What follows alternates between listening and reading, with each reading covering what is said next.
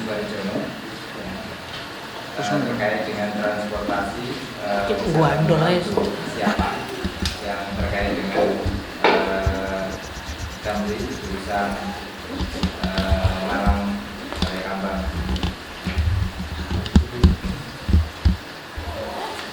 Ada beberapa undangan yang bisa hadir pada siang hari ini. Selamat datang Ibu Widya Siti, Diploma Pariwisata Unur Malang. Kemudian Bapak Budi Susilo dari Dinas Pariwisata dan Kebudayaan Kabupaten Malang. Selamat siang, selamat datang di Malang Pos. Bapak Andi Jaidri dari Dinas Perhubungan Kabupaten Malang yang mewakili juga. Dan juga Pak Khalil Arifin dari Organda. Kita tertarik dengan tema diskusi karena beberapa waktu lalu ada penghentian ya, nanti kita berharap hasil diskusi ini menjadi tuntutan di New Malang Post ya kan, dan juga menjadi materi di New Malang Post ya.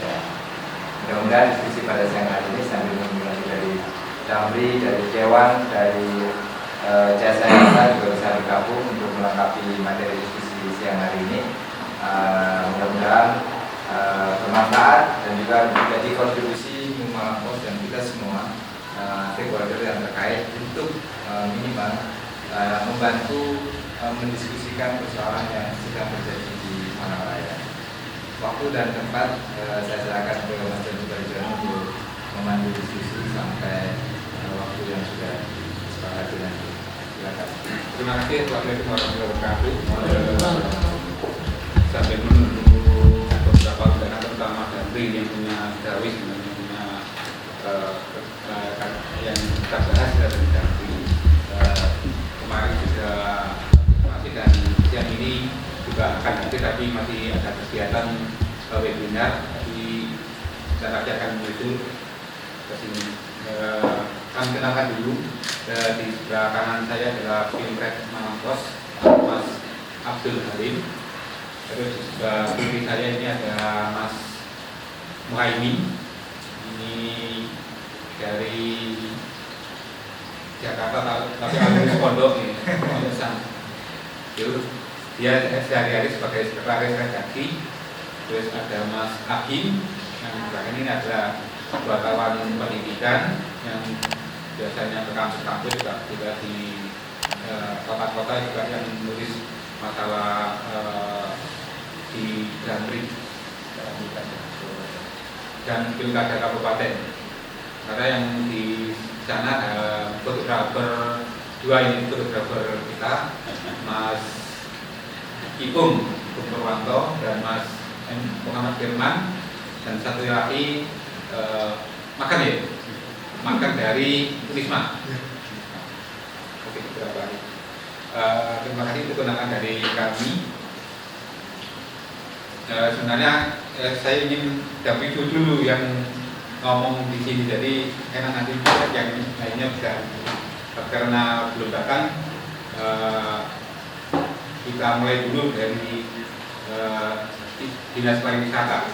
Dan nanti mulai tanggal 15 Oktober kemarin Damri sudah mulai beroperasi ya. Tahu, namun dalam waktu hanya setengah bulan atau 15 hari sudah berhenti kembali karena ada apa ya, konflik ya, konflik. Tapi kami harap konflik itu di lapangan aja, jangan sampai di sini ya.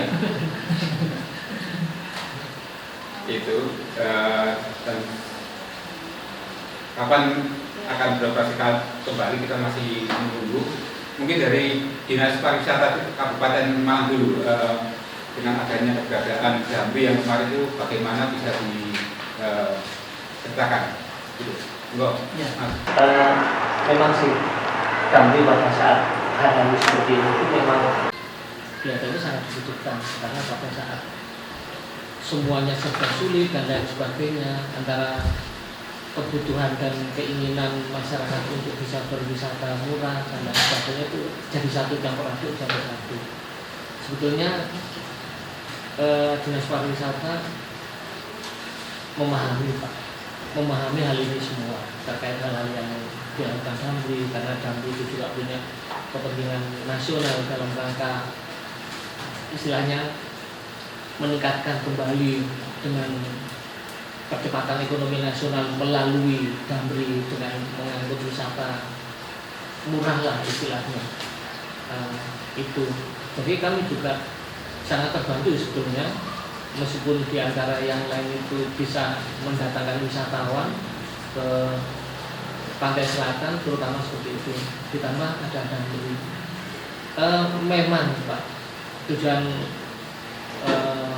dinas pariwisata dalam pengembangan apa sih istilahnya pariwisata Kabupaten Malang mau tidak mau kan harus banyak kunjungan. Jadi kita sudah mulai promosi dan lain sebagainya lah untuk bisa menarik bahwa potensi pariwisata Kabupaten Malang itu banyak dan bagus banget. Tapi pada pandemi seperti ini harus ada sesuatu hal yang harus bisa membangkitkan itu dari awal. Ya kurang lebih sektor pariwisata itu berdampak langsung, tetapi tidak segitunya. Nah makanya kalau dengan adanya Damri ini salah satu istilahnya salah satu alternatif lah untuk bisa mengangkut wisatawan itu anggap aja murah dan lain sebagainya. Tapi pada saat pelaksanaannya ternyata memang ada hal yang harus diperhitungkan, termasuk pada hari kemarin ada beberapa pertemuan dengan teman-teman sekitar di sub lah istilahnya Organda, SSI dan lain sebagainya, termasuk dinas pariwisata kemarin itu banyak hal yang harus dibicarakan sebetulnya. Itu yang pertama. Yang kedua, saya yakin Damri itu juga punya istilahnya begini. Kalau saya membaca kemarin, semoga aja Damri ini juga dalam rangka penugasan. Jadi kemarin pada saat penjelasan oleh provinsi, Damri itu dalam rangka penugasan. Jadi penugasan itu dalam arti tidak semua orang bisa melakukan itu. Jadi tidak semua operator bisa melakukan itu. Karena kalau sudah penugasan, artinya pemerintah ada untuk gimana caranya wisatawan itu bisa mendapatkan transportasi dengan biaya murah dalam koridornya Damri dan pemerintah. Karena Damri juga ingin melaksanakan percepatan ekonomi nasional itu di sektor pariwisata dan membantu di transportasinya. Memang kalau kita bicara transportasi, Bapak, itu ada, kalau di wisatawan itu di kami bicaranya budaya transportasi, Pak. Budaya transportasi. Wisatawan itu borderless. Aku mau kemana saja, naik apa saja, pakai apa saja, pokok saya keinginan tercapai ke sana, itu keinginan itu wisatawan. Tapi kan tidak semua seperti itu. Artinya Damri dengan keberadaannya sekarang ini itu punya segmentasi ternyata, punya segmen tersendiri. Jadi wisatawan mau ke sana itu sudah tahu. Jadi saya harus pakai ini, kalau ke Sendang Duru secara langsung harus pakai ini. Itu yang pertama. Yang kedua, budaya Pak. Budaya bertransportasi wisatawan kita itu kan seperti itu. Ada yang backpacker, ada yang dan lain sebagainya.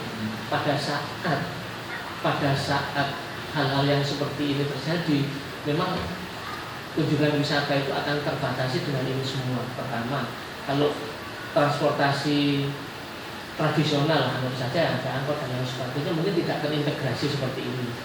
Jadi arahnya nanti kan seperti itu.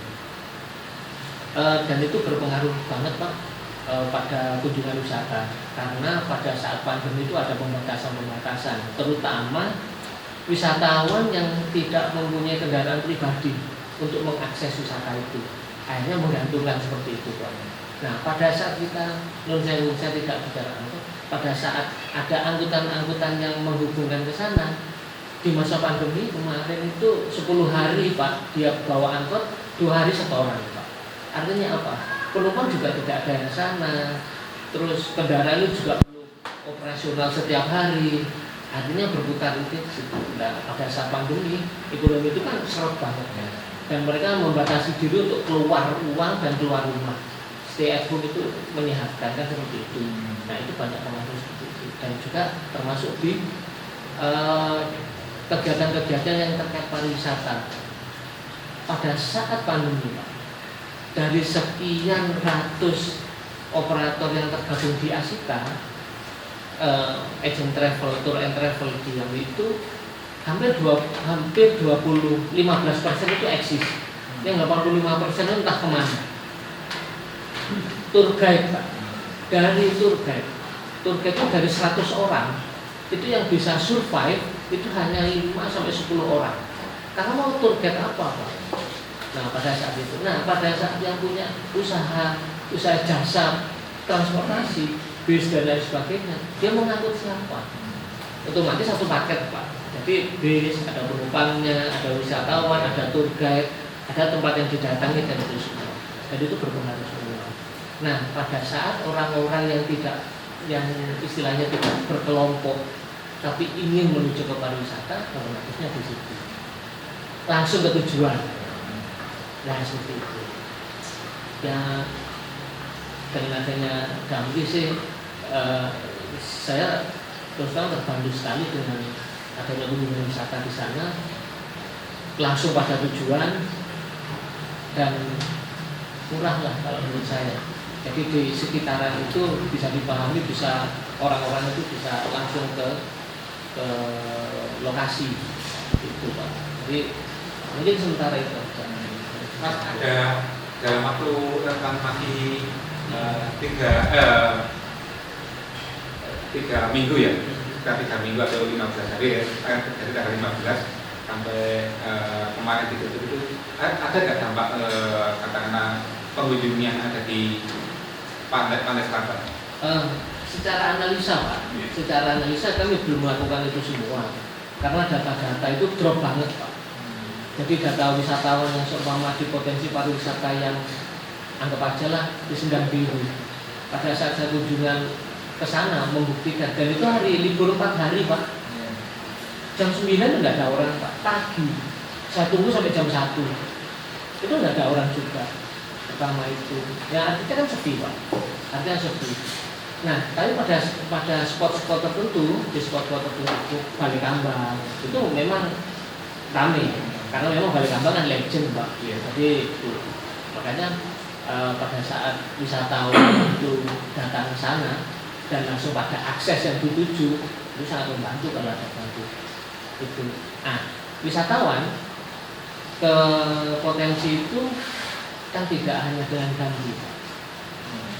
Nah, dengan mobil pribadi, motor, dan mungkin dia sewa bis dan lain sebagainya.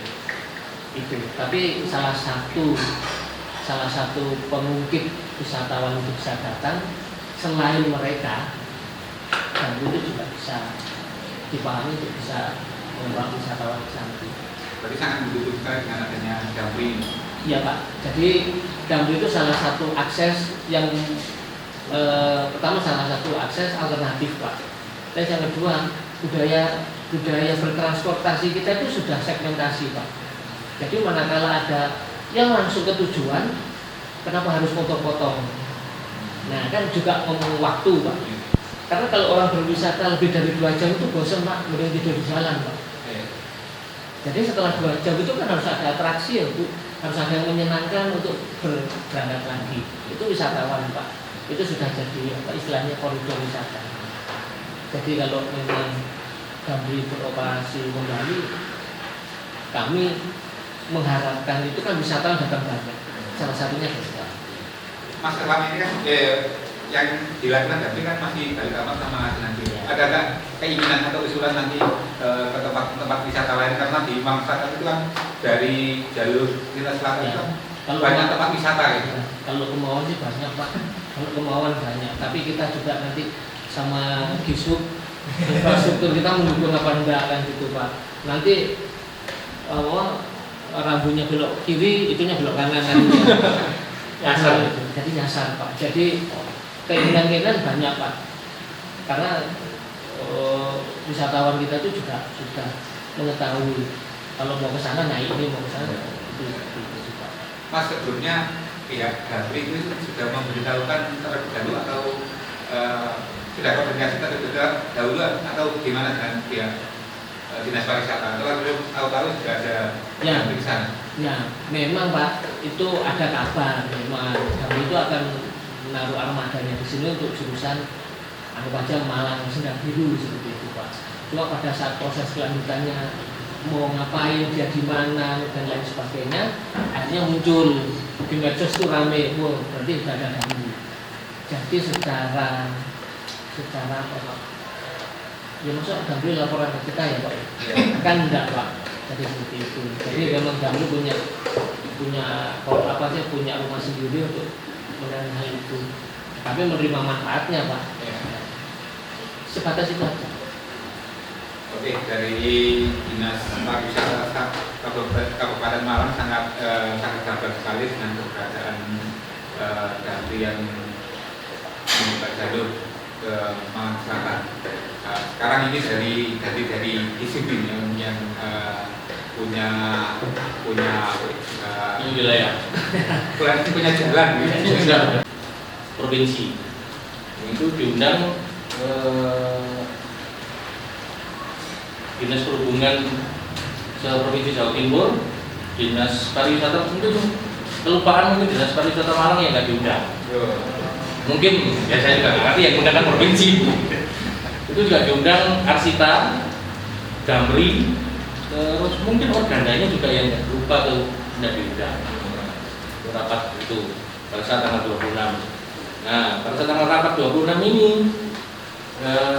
kita masing-masing kota kabupaten diberi kesempatan untuk gimana tentang masalah KSP.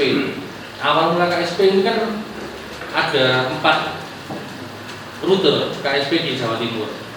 Yaitu pertama ada yang di Banyuwangi 1, yang kedua tujuannya untuk Wali Limo yang di Tuban, yang ketiga ini Batu Tosari yang tujuannya ke Bromo, yang keempat Kajusari Sendang Biru. Itu. Nah, bagaimana tentang tanggapan, diminta tanggapan tentang KSPN ini.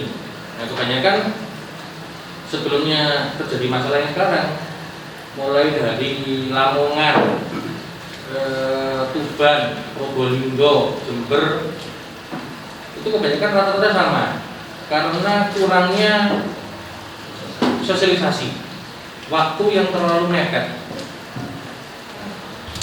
Akhirnya mereka mengutarakan pendapat bahwa sebenarnya kenapa sih kok nggak dari awal Angdes itu dilibatkan, angkutan yang ada di sekitar kota atau kabupaten itu kita dilibatkan untuk mensupport. Contoh kayak yang di Tuban, mereka berhenti di destinasi Wali Limo. Di sana kita pihak Tuban bisa menyediakan angkot untuk ke wisata di sekelilingnya. Tapi mereka bilang bahwa tidak dilibatkan untuk masalah sosialisasi Damri. Itu menjadi, ya itu akhirnya merebak kemana-mana, akhirnya timbul apa ya, sedikit chaos dengan apa namanya angkutan di sekitar yang berdampak Damri.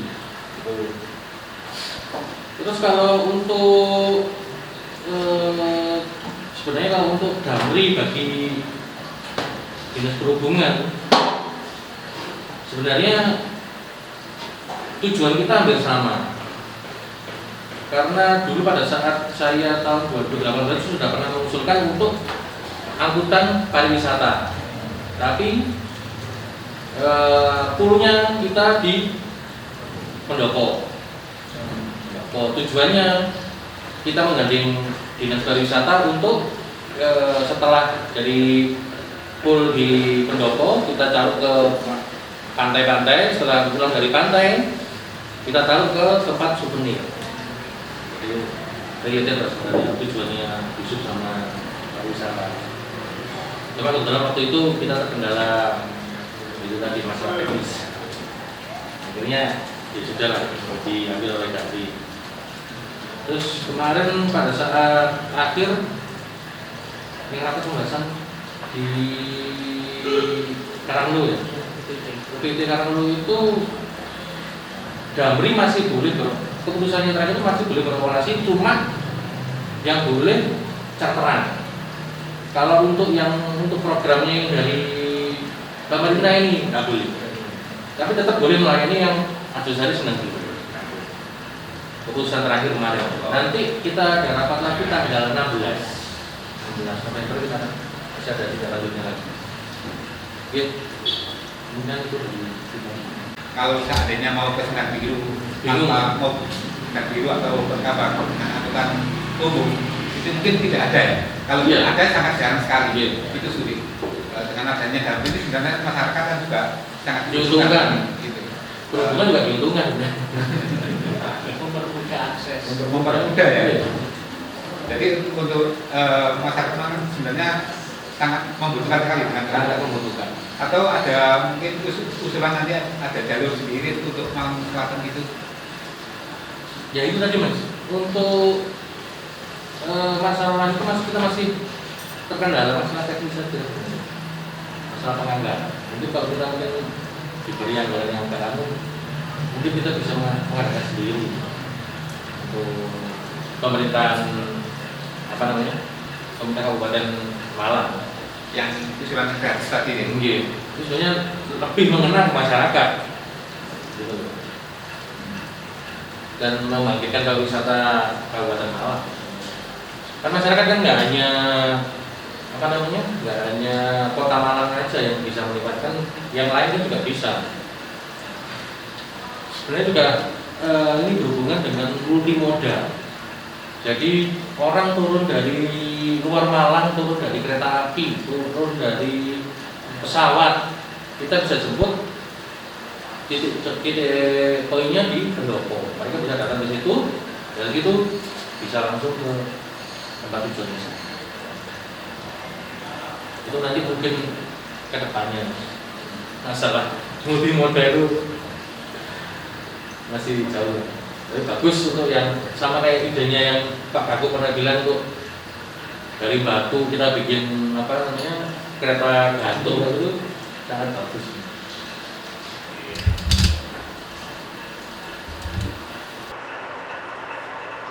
Oke,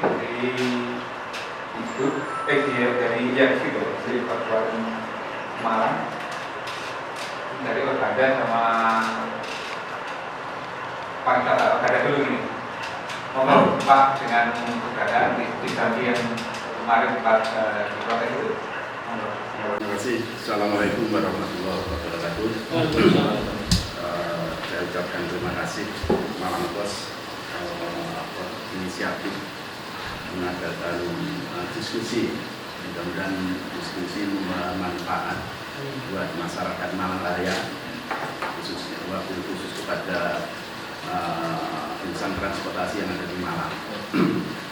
Jadi memang program pemerintah yang disampaikan dari teman-teman di maupun pariwisata tadi, Jawa Timur ini kan ada program KSPN ada 11 titik. Dan itu dalam rangka untuk membangkitkan pariwisata, itu sesuatu yang luar biasa bagus. Karena bagaimanapun wisata ketika bergulir, ekonomi juga bergulir. Kita sangat membutuhkan. Cuma ketika pemerintah mengadakan bus baru, ini yang harus betul-betul bagaimana yang baik ini belum tentu bagus. Yang bagus pun belum tentu membawa kemaslahatan semua pihak. Memang mungkin yang diuntungkan siapa? Ya, tidak bisa memang dalam suatu proyek semua diuntungkan. Harapan kita kan semua. Jadi seperti yang dengan keberadaan bus ini tentunya ini yang seharusnya pemerintah juga melihat transportasi sementara ini yang ada di sana kan sebetulnya sudah ada, sampai Sendang Biru ada transportasi ini. Jadi jalur-jalur memang pertanyaannya loh, transportasi sekarang ini ibaratnya seperti itu. Nah ini kalau pertanyaan ini dibalikkan, sebetulnya tanggung jawab kita, pemerintah punya tanggung jawab juga. Kenapa mereka transportasi tidak sebagus itu yang harusnya juga. Nah, tidak hanya ketika ada sesuatu yang kurang bagus akhirnya mengadakan barang baru, itu ibaratnya gitu. Itu yang pertama. Jadi tapi secara prinsip kita mendukung karena bagaimana pariwisata kita di Uganda, karena ketika malam raya melihat kita punya dampak yang di situ juga. Yang kedua berkaitan dengan Damri dalam hari ini, Pak. Damri ini ibaratnya kan pelaku yang ditunjuk pemerintah dan tentunya dia dapat subsidi juga dari pemerintah tetap ada. Ini tentu kalau saya melihat membaca kenapa sampai ada di lapangan benturan, kami kebetulan sama dengan pelaku Damri, Pak. Kita ketika membuka track kurang elegan bermainnya, Pak. Dalam artian gini, mungkin dia sekarangnya musim pandemi ya, jadi sangat ingat pesan ibu, pakai masker, jaga jarak, cuci tangan. Jadi dia pakai masker, nggak pernah berkomunikasi dengan kita, nggak pernah berkomunikasi dengan teman-teman di transportasi. Jadi kita ya sama, saya yakin saya juga pernah nanya, kita sendiri juga kalau diberitahu jauh-jauh ada rencana, tapi teknis kapan lah. Saya bandingkan, Pak, kami ini juga sering buka jalur-jalur gitu. Ketika kami sudah mengantongi izin aja, Pak, kami harus umpama ini jalur sekarang Arjosari Balai Kambang. Ini kan berarti kan ada yang punya dampak angkutan kota ada, terus angkutan bus juga ada yang biasanya turun Dampit untuk meneruskan perjalanan ke Sendang Biru. Sekarang sudah ada, cuma masih bagus. Cuma kan dampak ini harus bagaimana kita eliminir seminim mungkin. Juga belum nanti jalur-jalur yang di daerah Gunung sampai ke sana kan punya dampak itu angkutan-angkutan. Ya ini yang tidak dilakukan. Ya tadi pakai masker, tidak ada komunikasi. Terus habis itu kalau tadi ini kita perintah pusat cuci tangan, Pak. Ya mungkin akhirnya kan mungkin musim pandemi jadi itu menjadi tren, Pak. Ya artinya ya ini baru kali ini, Pak. Saya juga heran. Mungkin saya juga pernah kontak di Pak Tri, Pak. Untuk di Pak Tri. Ya nggak tahu, Pak. Tahunya ada rencana tahu. Saya di subkota juga rencana ada, tapi jadi kalau kemarin kita tanya, Pak, surat perintah tanggal 14 yang kemarin kan kita ketemu, tanggal 15 harus diluncurkan. Nah ini makanya kalau saya dari sisi wah itu berarti pemerintah sekarang sudah bagus, karena kami ini ketika ngurus izin, Pak, prosesnya panjang. Kami tentunya harus jikir dulu, trayek harus punya pelanggar, tanya gimana sosialisasinya, baru kita muncul mengeliminir perusahaan. Nah ini enggak. Nah ini yang akhirnya saya katakan Malang Raya itu punya karakteristik yang berbeda pengemudinya dengan daerah lain. Ketika saya pengalaman juga di Sidoarjo, Surabaya, kemudian Malang lain, Pak. Kalau pengemudinya dan sini militan, Pak. Terus yang kedua, saya juga nggak habis pikir kegaduhan ini kan kita sebenarnya Malang Kabupaten ini yang punya gawe. Nah ini yang loh. Terus timing juga, Pak. Pandemi mungkin dari sisi lain, Pak. Ketika teman-teman ini, Pak, untuk jalankan untuk hidup susah ditambah ini, Pak. Nah ini loh, Pak. Jadi kearifan lokal ya sama sekali ya nggak tahu pertimbangannya apa. Memang sekarang kan musimnya gitu mungkin ya. Jadi apa-apa langsung kalau bisa perintah langsung jalan. Nah ini, Pak. Ya kalau gini kami di Uganda itu tabraki, Pak. Kami sendiri juga nggak tahu, nggak dipikir kami ini dilibatkan. Jalur nemui kami, Ketua SSI nemui kami. Apa pernah kita sendiri nggak tahu. Kita baru ketemu Damri ya kemarin itu. Tapi kan sudah muncul. Ini kan juga, ya kita sayangkan. Saya katakan nggak bisa bermain secara elegan, terlalu arogan. Yang mungkin dia punya backup, wah ini saya diperintah kementerian, ya ini kalau kami kan, tapi ini kan sudah bukan zamannya itu lagi, Pak. Karena kan sudah zamannya keterbukaan, siapapun punya akses. Kalau tahu ini penugasan, pernahkah kementerian menawarkan organda, oke lah, wong ini disubsidi juga. Tapi kan kalau bagi kami ditawari mobilnya nggak beli, hanya operasi nanti baik, itu mungkin bisa aja kita lakukan. Tapi nggak pernah ditawari. Nah, bicara penugasan kita pun sebetulnya kalau memodelkan seperti yang sudah terjadi angkutan di Jakarta yang digunakan itu kan yang penting angkutan itu jalan, dibayar pengemudinya UMK, dikasih BBM-nya, pemiliknya, tapi tujuannya kan untuk mengurangi angkutan pribadi. Artinya sekarang akhirnya kan pemberdayaan itu jalan.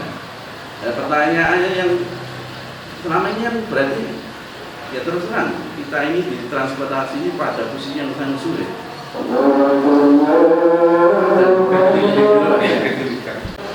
Ada titik temu.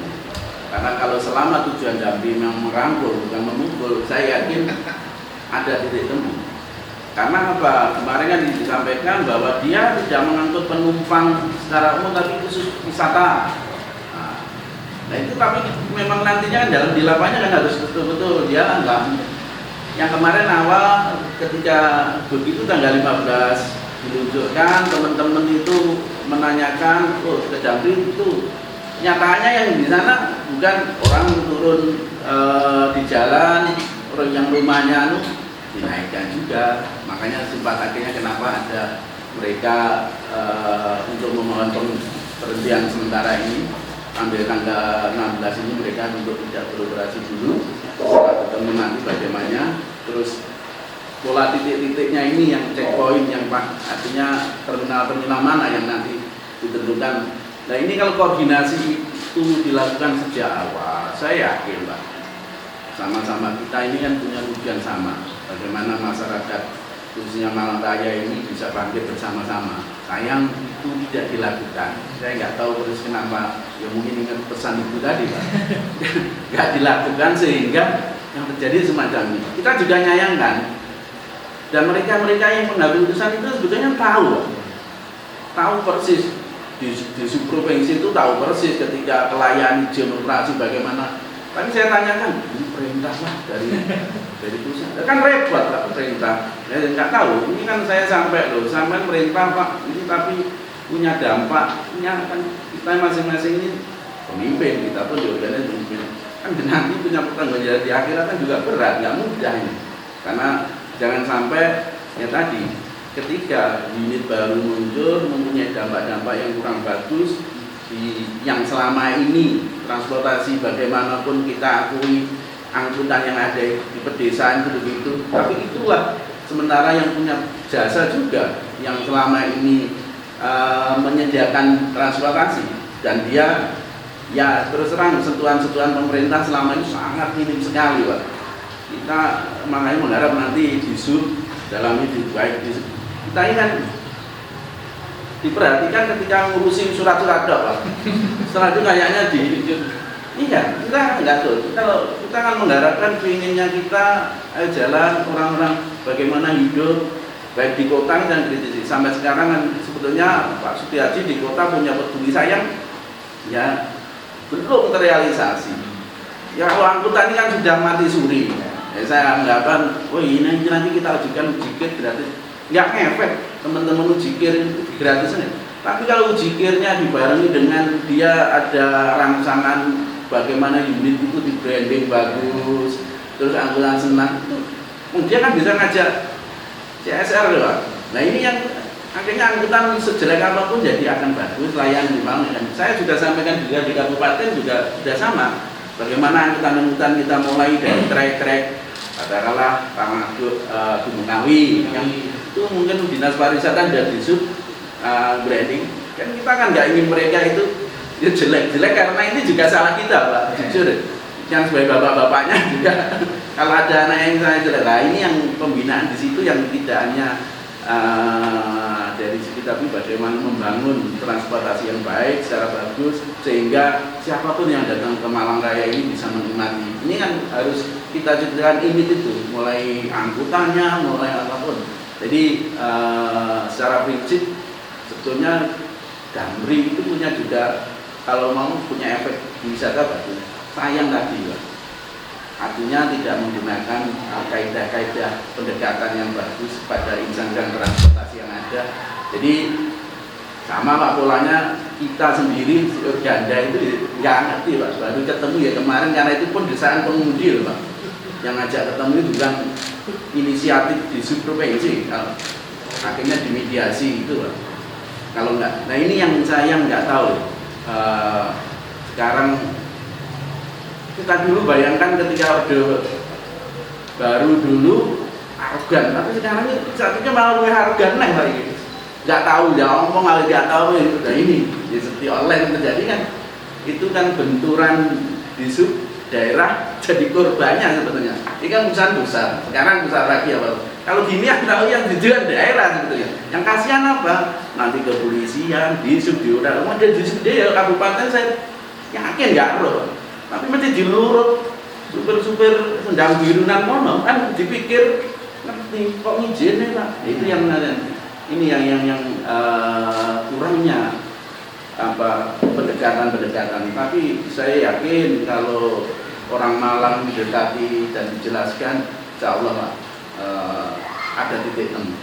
Dan sudah kemarin sampaikan ke pimpinan Damri untuk melakukan pendekatan supaya mengeliminir, kita sendiri gak ingin ada kegaduhan di Malang, karena apalagi kabupaten sebentar lagi punya gawe pilkada, ya ini yang kita harapkan kami semua pihak untuk menjaga itu. Mungkin itu turun rembut saya Pak dari Organda, kurang lebihnya itu yang kami sampaikan, dan saya mohon maaf sebelumnya. Assalamualaikum warahmatullahi wabarakatuh.